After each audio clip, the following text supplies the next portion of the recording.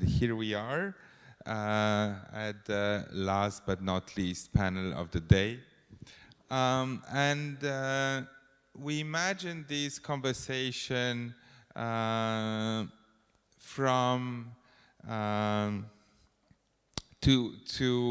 happen from the particular artistic perspectives of the artists who we have with us here, who each one of them relates to particular lineages, traditions, contexts, communities that have morphed, that have shifted, that have been forgotten, that have been under threat, all of them,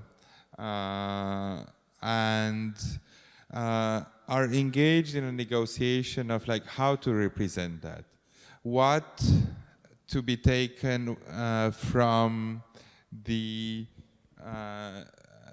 languages of representation that are specific to those communities, to those contexts, what to preserve, where is the border between those existing languages and their own artistic subjectivity and their own artistic vision. Yeah, I think we will be unfolding more of these ideas as we get through the thoughts and positions and visions of each of these artists. So my great pleasure to introduce them. So Robel, Temesgen, Sana, Shahmuradova, Tanska, and Alexandra, Gulea. And we will start as the order in the panel with Robel, also because Robel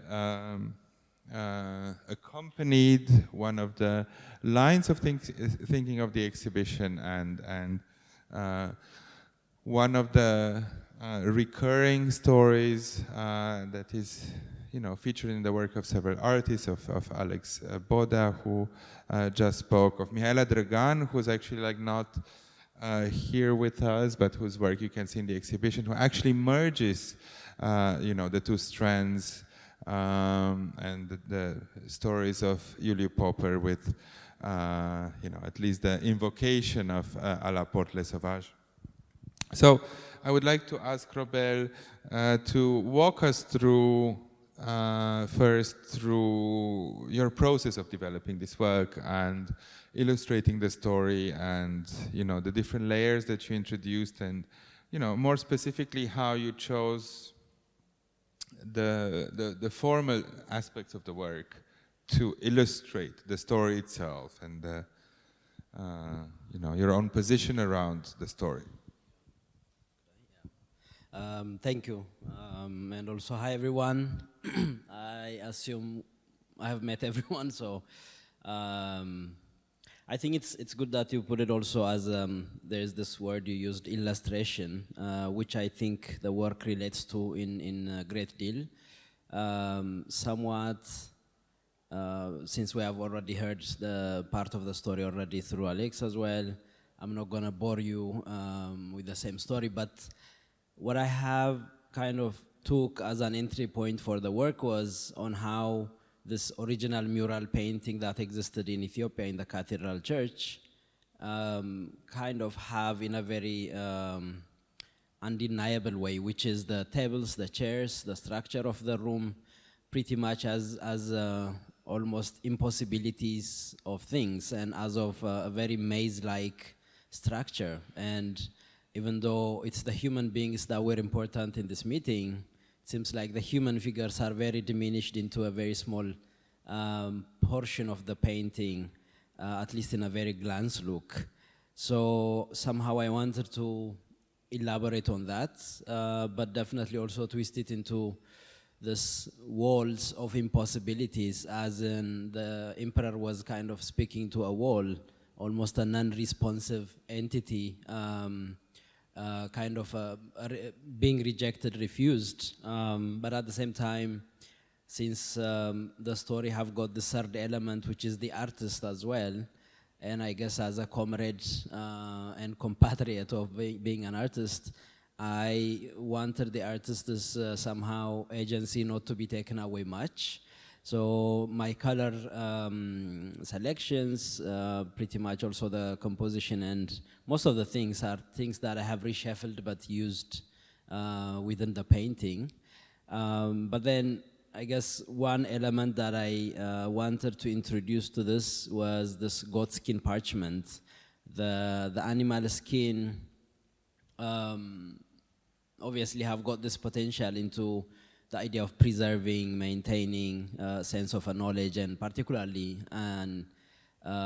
somehow localized indigenous knowledges. I don't think there has been a time that this practice have stopped, at least in an Ethiopian perspective, that it is a continuation of developing such practice, and I wanted to capitalize on that, but at some point I realized the original piece is most likely a fresco, and I wanted to have that element where the paint kind of could immerse into something as well. So this wouldn't done the job if it was a canvas or a paper. So this interesting material has become also somewhat an extension into the church and the clergic proceedings of it, which the entire painting exists within the circumstance, and hence also the frankincense that's existing beneath the painting.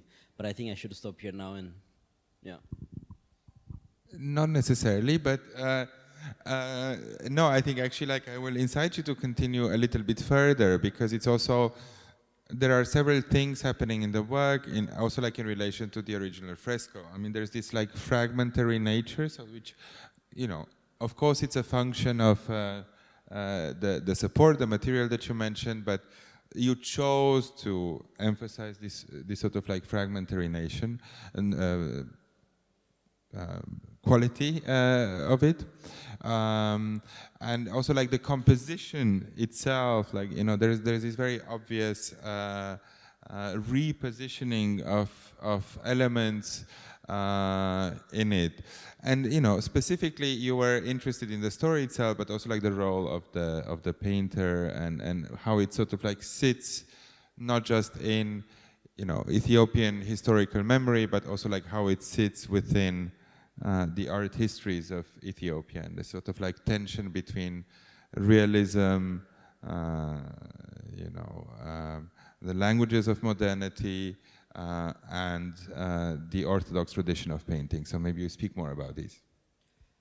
So I guess, yeah, when you look into this particular painting as a phenomena in a way, imagine a nation where the king have just returned to his country, reclaiming his throne again, and Agegno, the original painter from this mural, Agegno was, I believe he's the second person to be sent out of the country to study art, which makes him very much also a new voice, a new energy. He didn't even finish actually his studies in Paris when he was called back to do these commissions.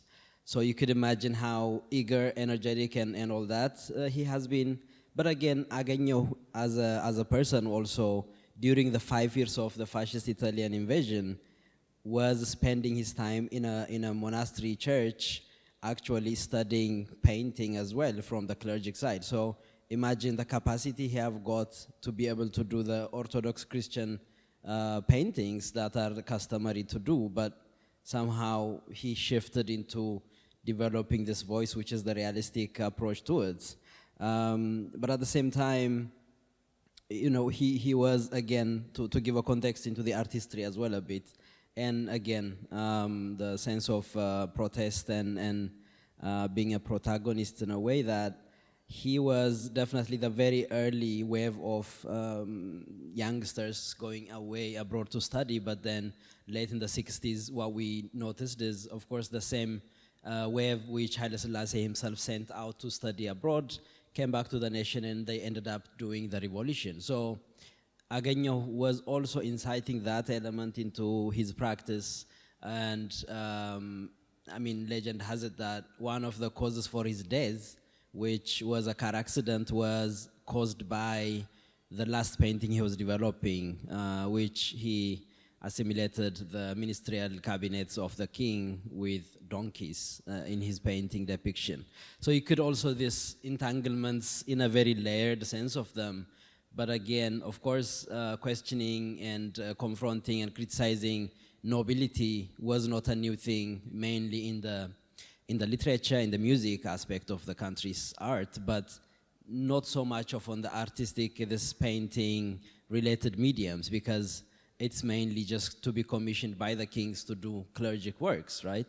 Or nobilities would commission you to do it. So I guess that kind of situates it into also the idea of modernity, the idea of new voices in a way being injected within the nation's narrative, but again at the same time, it kind of comes with this wave of reflecting back into the nation, also somehow introducing the complete new setup of realistic painting in the National Cathedral Church, which is really unheard of. I mean, we have secular people being painted in the church, but only they are the commissioners of the paintings to be painted underneath in the very bottom of the paintings. So imagine in this like major domain space of a dome, this artist doing it. So I was envisioning also this inversion of it where Agagno kind of really painting upwards, and then I was doing the entire painting on the floor, somehow trying to also invert some perspectives. Yeah. I think I just wanted to ask you, since you're here, and I think it would be interesting to, speak a little bit more about the historical context. We mentioned in the introductory text that about the similarities between Romania and Thailand, and then, Thailand having this idiosyncratic vision of itself as having been the only territory in its region in Southeast Asia that was not colonized by Europeans, and that creating a particular self-identification for the country. And Ethiopia actually has a similar vision of itself. I mean, both of them are, of course, like rooted in reality of having been the only indigenous territory on the African continent not to be colonized by Europeans. And I mean, of course, there's a lot of conversations about that. There's, also the viewpoint of Ethiopia itself being a colonial empire, and particularly the late 19th century onwards, Ethiopian Empire as an agent of colonialism of southern and eastern Ethiopia of today, of course, everything else, all the other aspects of history of Haile Selassie being himself, like, of course, like a contested figure in many ways. So I don't know if this is something that you would like to speak a little bit, in the next few minutes, as impossible a task as this might be. I think this is very much maybe attached to also the exhibition that we're in the context today, of which, of course, in a way, from what I have learned so far through the exhibition particularly, but also through the Timișoara's tour that I've had, there is much relatable elements, specifically with the exhibition. You have no idea how relatable to my artistic upbringing the majority of these paintings and artworks have got to do with. And partly that is because of course, the Orthodox Christian aspect, but also this Soviet related influences that Ethiopia have had for like 17, 18 years by then, where like 90% of my professors had a training in the Soviet territory and came back to develop a curriculum and teach. So I grew up with a socialist realist painting, drawing, like a very hardcore way, and I continue to teach that as well. So, it's, I think this is also the idea of the marginalized space, but also how epistemic relatability, this exhibition being the potential affect to an Ethiopian potential exhibition in a way, right? And it's not even intentionally maybe built that way, but for me to look back into my own reality it had to come through Romania. And of course it should, you know? It doesn't have to be from a very center, in quotation spaces, where it's almost always to take than to reflect back or to share, because the multitude of these epistemologies are more potential to develop in these platforms, I would believe. Because it's not, the episteme side is not dictating, at least, the least to say, yeah. I think we think so too. We can hopefully continue that later on in the conversation, you know, both on the panel and outside the panel, but I'm going to move now to Sana. Sana, you have more or less like 2 bodies of work in the exhibition that each relate to, let's say, the different conversation in the exhibition in different ways, but also like to the Romanian context in different ways. One of them is, of course, like the context of the Black Sea and the imaginations that happen in this shared maritime space between our countries. But the other one even more so, because you look at a region that is extremely close to Romania, Podillia, and in terms of like language, I think you're like quite consistently, you know, staying within the painterly language, into which, of course, you create like an imagery that is entirely your own, and you know, a sensibility of your own. And yet, you know, behind these the research that led to these works, you know, you're also like very much interested in the material culture of Podillia and the making, the objects, the icons, the textiles, the things that were there and created, again, a visuality, a visual universe of that place that has also like largely vanished. So I wanted to ask you to speak about both these things in different ways. Thank you so much. Yeah, partially 2 series that are this like separate but of course correlated is this series which is called Apocalypse Survivors, or Thesis Sea Inhabitants, which was triggered by the Kakhovka, the destruction of Kakhovka Dam, one of the hundreds of atrocities committed by the aggressor in recent 3 years. And which have brought me to the point where I was researching a lot the catacombs, the underground world of Odessa, which is concentrated in this very part of Odessa which was treated, of course, which was like this kind of treatment which was influenced by empire, later by Soviet, that this particular part of the city is something that is not treated as the actual city. It's a marginalized, that's where you mainly would come across marginalized communities, which is paradoxically was the place where these marginalized communities would actually get the stone, the limestone, which the entire Odessa is built of. And that's the paradox, one paradox. And the second one is that the limestone itself, it's very fragile, like it's with each wave of the sea, it's being demolished in a way, but in the same time it can preserve shells that are 6 million years old, which brought me to the point, like it's a very hopeless in a way story, but also it has a lot of hope that, you know, despite this consistent destruction and demolishing done by waves, by empires, by aggressors, there is still, in these tiny holes you can find a proof, a real proof of real existence, like shadow, like this shadowed sort of, that's the parallel, like shadowed sort of stories, and that the objective history consists of. And I was manipulating a lot with past and future, also like with this neuropsychological phenomena, which still like it's present in all of the series I develop.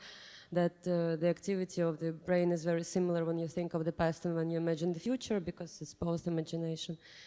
And how, when with the full invasion, of course, what kind of brought me to the shock is that I don't have this distance with the stories of these traumatic stories, for instance, of my grandparents anymore, because I've realized that it never ended. The aggressor remains the same. The patterns are not even the same. They evolved, which is not beneficial for us. So that's where I started manipulating with these imagery creatures, also observing how river inhabitants migrated into the Black Sea with the explosion of Kakhovka Dam, how you can see a frog at the seashore, for instance. I started basically developing this sort of mutants, but positive, from a positive perspective, that there were creatures who survived, and there will be creatures just like these shells in the limestone who will survive all the catastrophes, or it will be these spirits of, I don't know, loving souls who will survive despite everything, which is basically the memory itself, the historical facts. I really hope that the truth will continue surviving despite all the attempts of aggressors to demolish them. And with the second series, which very much evolved, which is also on apocalyptic theme a lot. So basically, yes, we had this conversation on Podillia, and the closest borders is Moldovan and Romanian borders, and this actually area of Ukraine is very much, I would say, east and south of Podillia is very much in the shadow for some reason, because it's a very dynamic, historically dynamic and diverse territory, one of the most diverse territories, regions of Ukraine. That's where you would find always the border between two empires or two separate governments. People also would, back in the days, keep their documents, their passports in the very distant city, because they knew that they're always under threat back in 15th century, which is very funny. But that's not funny, but ironic, but just crazy in a way. But what kind of drives me not mad, but what makes me very sad, and what triggers as well me, that this more I research the area, more I come across the more I come across very interesting facts about the area, more I realize that people are unaware of it, the actual representatives of the community, because of the constant repressions, oppressions. It's very hard for people to, they're not even often seeking for this sort of identification of themselves. And the basically landscape is the only survivor and witness of everything I come across from different studies and papers. And the one I came across recently was on eschatological moods in this region. When Red Army had entered in 20s the region, people, and they were destroying everything on their way, including churches. People started identifying this with, they would interpret it as an appearance of Antichrist, as an apocalypse, basically. And they would start, there was this movement of creation of folk songs, which called Kalinivsky songs, where people would basically describe their reality with the appearance of Antichrist, and they would also pass further within the community the stories of actually seeing crazy dark phenomena which are indicating the apocalypse, the upcoming apocalypse. And one would assume that with the years it would fade away, this kind of interpretation, but yet it's becoming more literal, the apocalypse itself. And the and the source of these threats is the same. It's Russia, and it's just something that is very ironic in a way, but like it's not. Yeah, it's a paradox itself. Yeah, it's not ironic. It's a paradox, but yeah, and this non-linearity again, the manipulation with past and future, and the apocalypse theme. That's where those are basically the main, the essence basically of the series. Yeah. We were talking just a couple of days ago. I think you were thinking how to respond to the question from the briefing videos that the team of Kunsale is doing, and there was the question of like how you see your works connected to the context of the exhibition. And then we discussed, well, you know, what the exhibition tries to do in relation to the Romanian context is to reevaluate and to put under question everything we take for granted as, constituting Romanian culture and the sort of like basis of the of identity. And then we discussed that, well, this is, you know, ultimately a luxury situation to be in, that Ukraine doesn't have at the time. That being one of the countries that is under existential threat, the response to that is not nationalism and shouldn't be nationalism, but nevertheless there is a certain kind of necessary reflex of keeping together what is one's own, and while maintaining, a critical position towards anything which you do as well and you do in your works, there is a certain kind of like attachment and investment in maintaining and keeping things that are being lost, that I think Romania has the luxury to not engage in, given the fundamental difference between the contexts.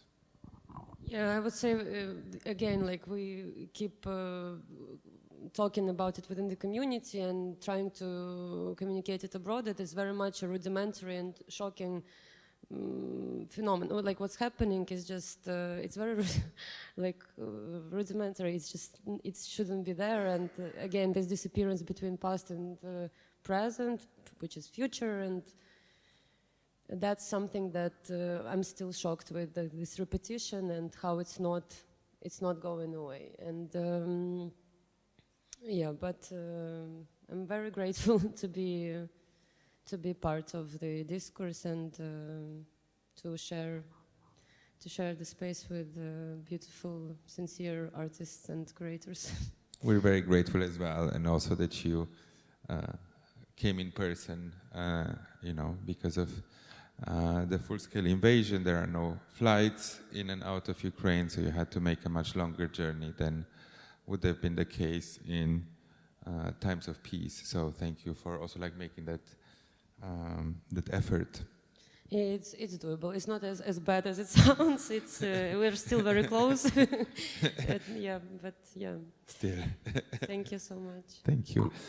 Alexandra, you also have two bodies of works. In fact, two bodies of work, thinking that Maya comes with an entire installation. But maybe I separate actually the questions in between the two, because there's so many issues that each of the works open up. So I wanted to ask you about the Valagiului work first. And first about the context, because in the exhibition we try to sort of bringing the figure of the miner as a figure that haunts Romania's history over the past century, and actually, if we really looking closely, Romanian art history over this entire period. And we were saying that the miners were actually the biggest challenge of the pre-communist, the interwar period in Romania, and the Le Pen strike was actually one of the biggest challenges, well, from the left, because of course the fascists were an even more formidable challenge to the order at the time. It was also like a foundational moment for the art history during the communist regime, and socialist realism drew so much from that moment and is very visible there. Of course, the miners actually posed the biggest challenge to the communist regime in 1977 as well. I think most of us here also remember the 1990s when in several distinct episodes, the miners certainly posed the biggest challenge to the post-communist regime. And then in many ways, the sort of like the current middle-class dominated, slightly wealthier Romania of the last decade and a half, found its conscience to these protests against the Roșia Montana mining project, where the miners were in fact absent. And the absence of the miners is also very much behind your work.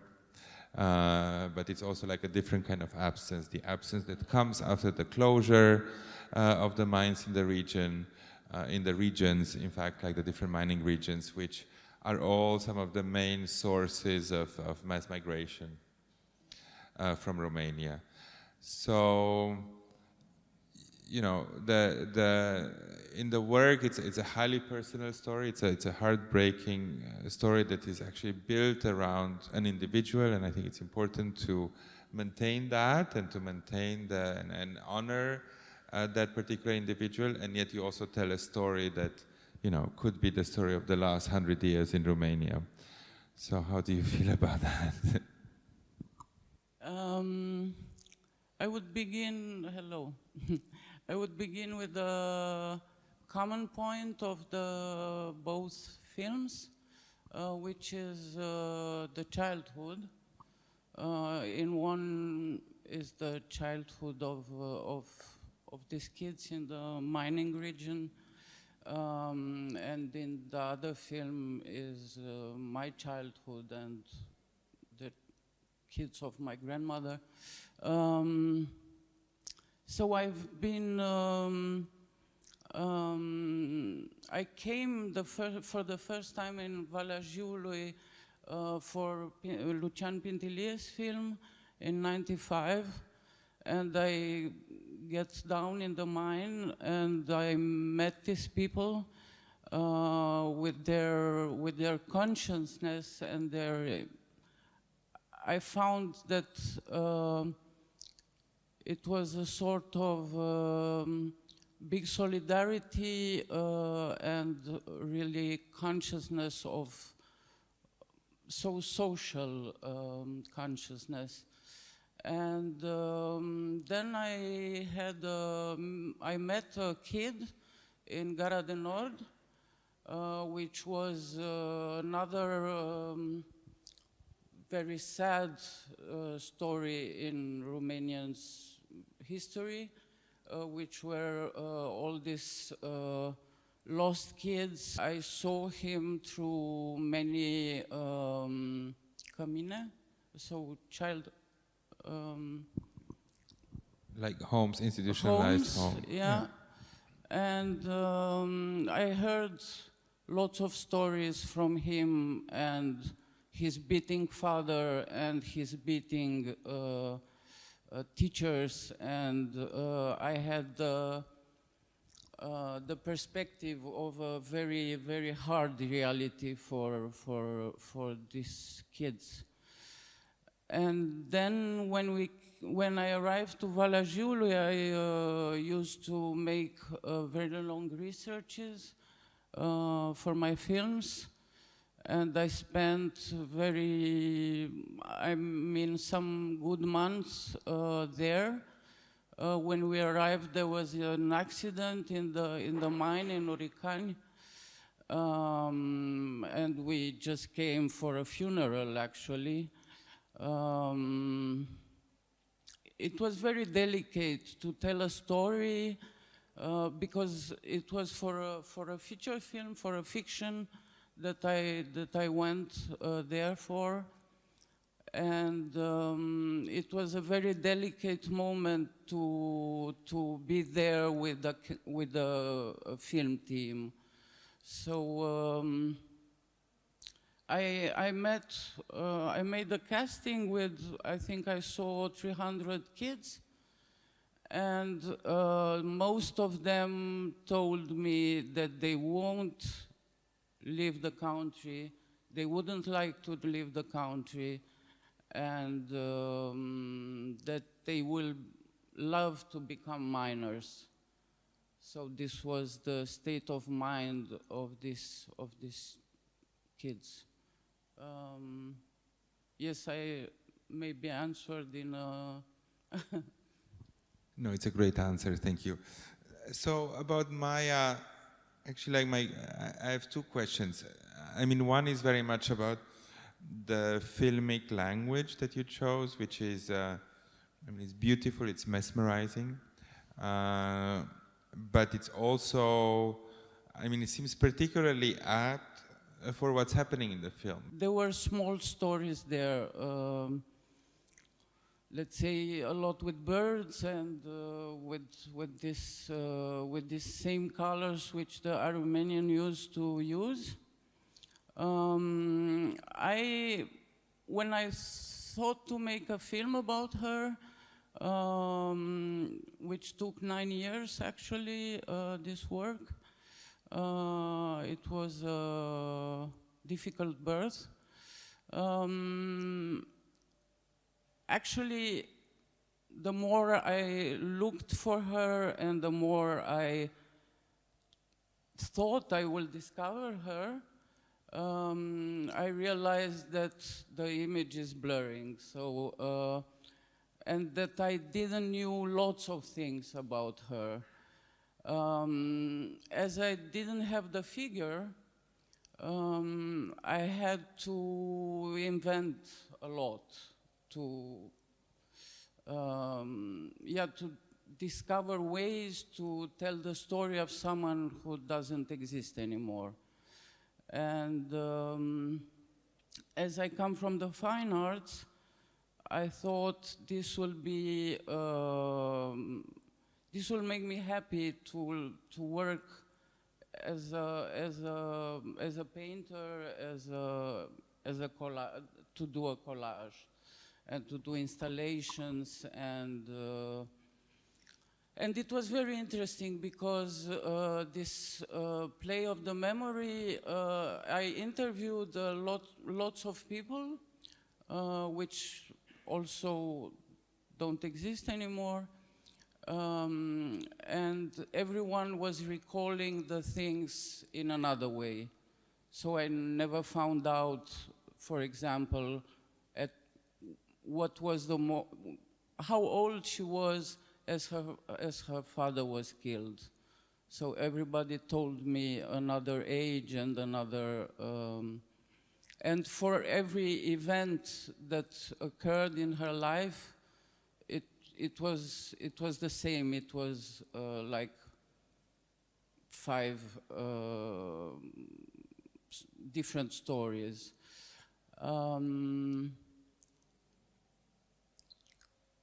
I wanted to tell lots more, but now I'm a bit blocked. Yeah. Well, I also wanted to ask you about the specific Aromanian experience and the perspective of the Aromanian community and how it sort of like features in the film. I mean, on one hand there are, I mean, the exhibition has, so many stories and instances of ethnic cleansing, and the Aromanian community, particularly in the Balkans, has gone through many waves of such pressures. In Romania, I think one can also argue that, through this embrace of the community and through this sort of like fraternal approach, there has actually been a lot of language loss and even identity loss that goes beyond a kind of, folklorized idea of Aromanians. So, yeah, I mean, there was also, of course, Christina's, the discussion around Christina's point about language and preservation. And the Romanian language itself is quite threatened, and particularly actually like in Romania, more so even than in some of the places in the Balkans. So I don't know if you would like to speak about that. The Romanians used to say, so long the language is spoken, the Romanian could exist. So it was a big challenge for me to speak Romanian in the film, since it's a childhood language. And I mean, it was very interesting because my grandmother never spoke Romanian. So she lived in Romania for many years. They came actually from Greece through Bulgaria and through Dobroja. And the women just kept. There is a beautiful story about this identity question. When they arrived to Cadrelater, which was, they came from the mountains, and they had to work the fields, which wasn't at all, they didn't know how to do it. And they were wearing their costumes, which were in thick wool. And the women got pneumonia because of the heat, because of the heat, and they were dying from pneumonia. Thank you so much. I think for closing, I will actually ask the same question that I asked in the first panel, so it's not a different question. Because I think it would be actually like so meaningful given all your practice. It's basically about like how do you see your role as artists in relation to the stories that you're telling? Like what kind of hat and sense of responsibility do you see for yourself in these stories? Both of the past and of the present that you're telling through your works. Super loaded.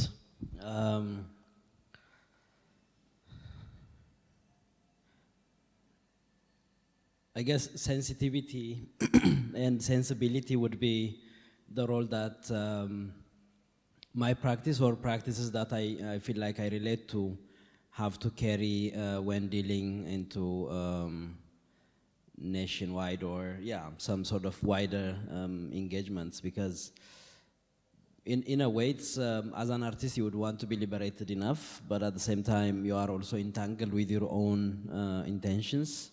So I guess those two elements, to be sensible enough and to be sensitive as well, are the main wheels in a way that I think I would try to carry along. But I guess it's also a little bit maybe in a way framed, but at the same time quite broadened, that to deal with or to start dealing with realities that you are exposed to and are pretty much important to my formation, I think. It's most of the projects I do have got a lot to do with situated or localized contexts, and I think that's pretty much also how I would want to continue. It's, I guess, without fetishizing it or without also kind of putting it in a pedestal, somehow we have to play around, we have to navigate through, understand history and reshuffle things and bring out whatever dirt or rust or mold or good things it has as well. Thank you. Sanna? Yeah, I also think that sensitivity is crucial which it also can be called, I think, attentiveness to the details, because often proximate things, that's something I observed since childhood, since all the stories my grandfather told me, because the fact that he actually was attentive since his childhood is paradoxically it holds this special kind of credibility. When you read the official, or not official, but like more or less objective official sort of sources of information, I've realized only recently that this attentiveness that was carried further, this like stories from out of attentiveness that were passed further, this is the main sort of like proof check, and it holds this kind of credibility that you cannot find elsewhere, like this personal attentiveness, sensitivity. And with the role it's very hard because role as a word can be understood very differently, like just sincerity itself. Yeah, basically, yes. Sincerity and attentiveness, I would say.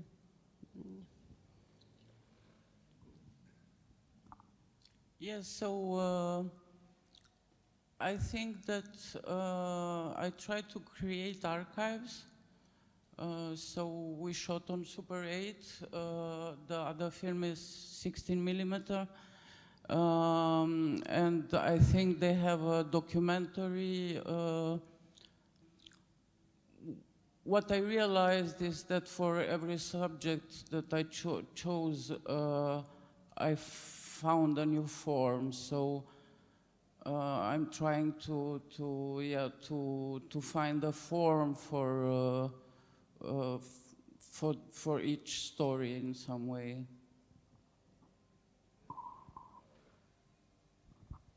Good. Well, these are great words. I mean, to find a form for each story. I think like this is like also like what the exhibition was primarily concerned about, and we have so many stories and so many forms to tell those stories. So thank you for these words. Are there questions that anyone wants to ask in this format? Well, I mean, food is coming, so I think we can better chat with food. So thank you so much to all the three panelists and to all of you for today. Thank you.